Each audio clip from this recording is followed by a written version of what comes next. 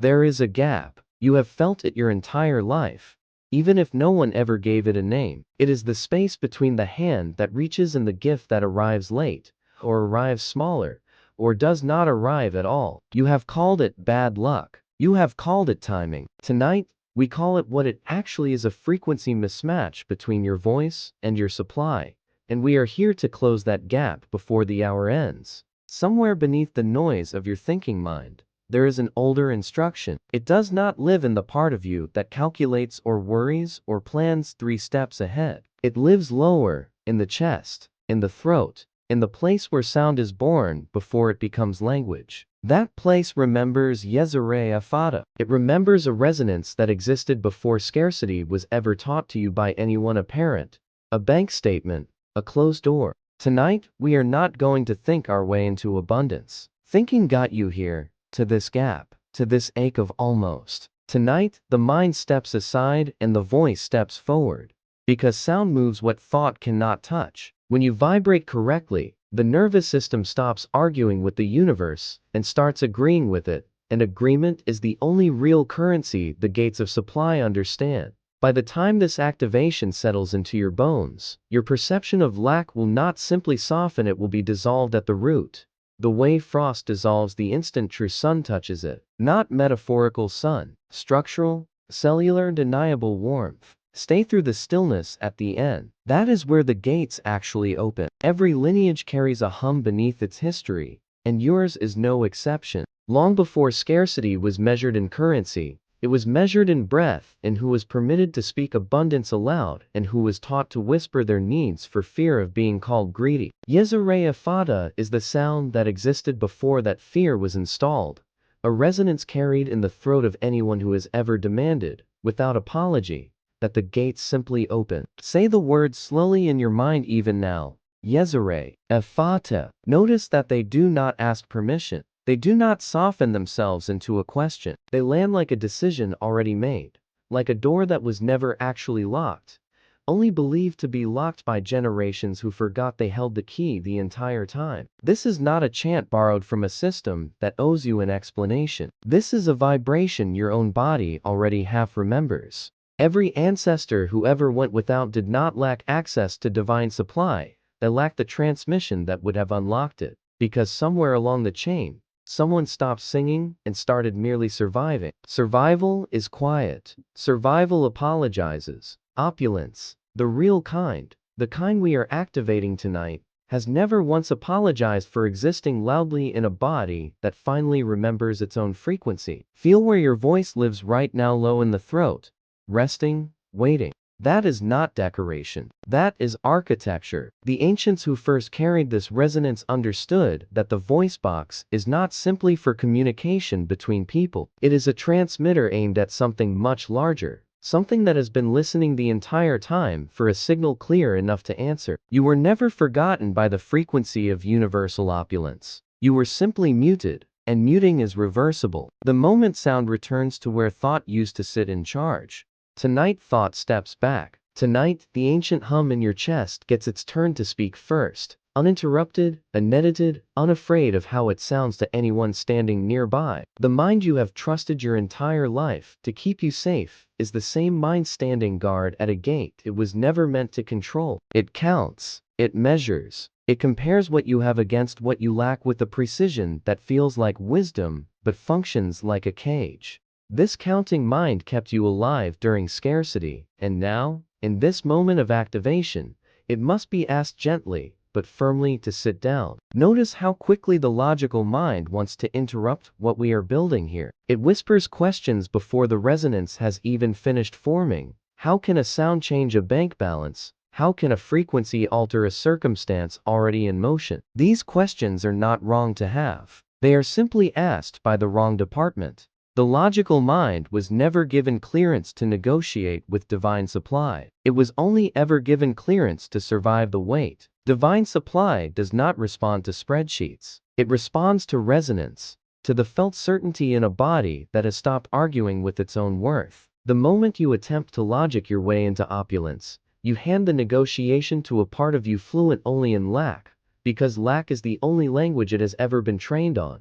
Tonight we bypass that translator entirely. This is not a rejection of intelligence. It is a redirection of where intelligence is allowed to operate. Let the mind handle the mechanics of your day tomorrow, the calendar, the errands, the practical motion of living. Tonight, in this activation, intelligence steps back so that something older and far less anxious can finally take the microphone it has been quietly holding since before you were taught to doubt it. Feel the gate now. Not as metaphor, but as sensation, a tightness perhaps in the jaw, a held breath in the upper chest, the place where questioning usually begins its work. We do not fight that tightness. We simply stop feeding it attention, the way you stop feeding a fire by no longer adding wood, and let it burn down into the quiet from which the real activation begins. Place one hand against your chest and one hand against your throat. If you are somewhere that allows this, feel the space between your collarbones, the small hollow where sound and breath first cooperate before a single word is spoken. This is the chamber. This is where Yeseraye Effata does not simply get said, but gets built, vibration by vibration, until the body itself becomes the instrument rather than merely the voice. Breathe in slowly through the nose, low into the belly, allowing the breath to settle beneath the ribs rather than rising into the shoulders, the way anxious breath always does. Hold for a moment at the top, not out of strain, but out of reverence, the way you might pause before opening a door you have waited a long time to open. Then let the breath begin to move upward on its own, unforced, toward the throat. As the breath rises, begin to hum low, unstyled, unpolished. Not a performance, not a song, simply a tone that says the body is ready to receive instruction. Let that hum rise and pitch slightly, then settle, then rise again.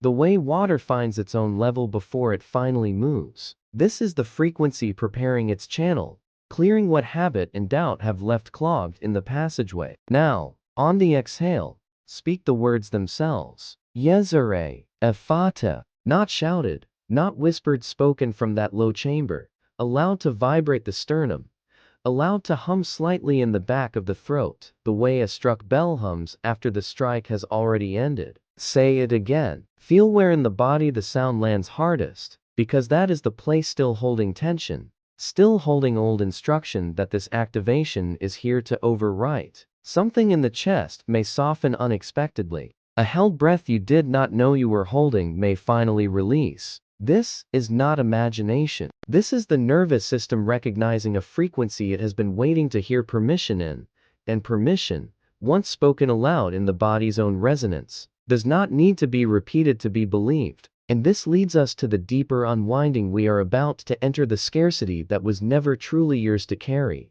waiting now to be named and released. Some of the tightness you just felt in your chest was never yours to begin with. It was handed to you quietly, the way a coat gets passed down through a family without anyone asking whether it actually fits. Ancestral scarcity does not arrive with an explanation. It arrives disguised as caution, as thrift, as the reflex to apologize before asking for anything at all, and you have been wearing it so long you mistook it for your own skin. Somewhere in your line, someone went without so severely that their nervous system rewired around the absence, and that rewiring did not stay contained to their one lifetime. It traveled forward, quietly, through tone of voice, through the tightening of a jaw at the mention of money, through a flinch so small, it never registered as anything but personality. You did not invent your relationship to lack. You inherited a frequency, and inherited frequencies can be returned the same way they were received, through resonance, not through argument. Say this now, silently or aloud, whichever your body permits. The scarcity was carried, not chosen. Feel the difference between those two words. Chosen implies fault. Carried implies weight, a weight that can, finally, in this moment, be set down without ceremony, without needing to first understand every ancestor who ever held it before you. The vocal activation does not ask you to forgive anyone or excavate every old wound in your lineage tonight. It only asks the body to stop transmitting a signal that was never actually native to your spirit. Hum again, low in the chest. And as you do, imagine the sound moving backward through time, slightly, not to relive the scarcity, but to tell it gently that its shift has ended. There is a specific kind of relief that arrives when a burden is recognized as never having been yours in the first place. It does not feel like triumph. It feels quieter than that, more like a chair being pulled out from under a weight that had been leaning there so long, it forgot it was allowed to stand on its own. Your throat is not simply the passage through which words happen to travel. It is a tuning fork, shaped over years by everything you were taught to say, and everything you were taught to swallow instead. Every unspoken need, every request you silenced rather than voiced, left a slight constriction there, small enough to ignore, cumulative enough to eventually mute the very resonance capable of calling in what you actually require. Notice the chest next. The wider chamber beneath the collarbone, where breath either moves freely or gets rationed the way scarcity always rations. A chest that has spent years bracing against disappointment holds itself slightly closed,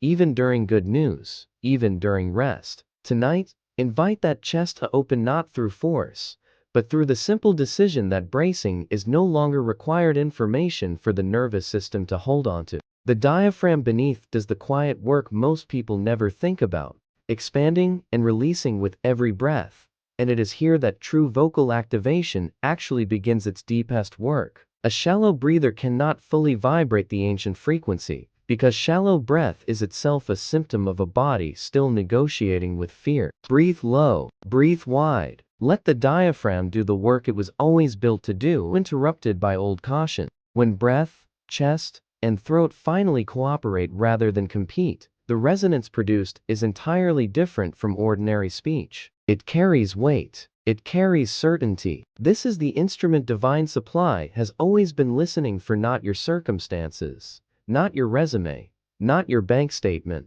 but the frequency your own body produces when it finally stops arguing with its right to receive. Feel that instrument now, tuned slightly more than it was at the start of this activation. This is not imagination. This is preparation for the deeper toning about to begin. Return your hand to your chest, and this time let your spine lengthen slightly, the way a string lengthens before it is asked to carry a fuller note. The first activation cleared the passage. The second activation is not gentler, it is deeper, reaching past the surface tone we practiced earlier into a resonance that asks the whole body, not just the throat, to participate in what is being called forward. Breathe in fully, low into the belly, and this time hold the breath a moment longer than before, not from strain, but from readiness. The way a held breath before a dive is not fear, but focus. Let the exhale begin as a hum from deep in the chest, lower than the first tone, rougher perhaps, less concerned with sounding pleasant and more concerned with sounding true. This is not a performance for anyone listening. This is a signal aimed at something far larger than approval. Now speak the words again, Yeseraye Effata, but this time let the second syllable of each word stretch slightly.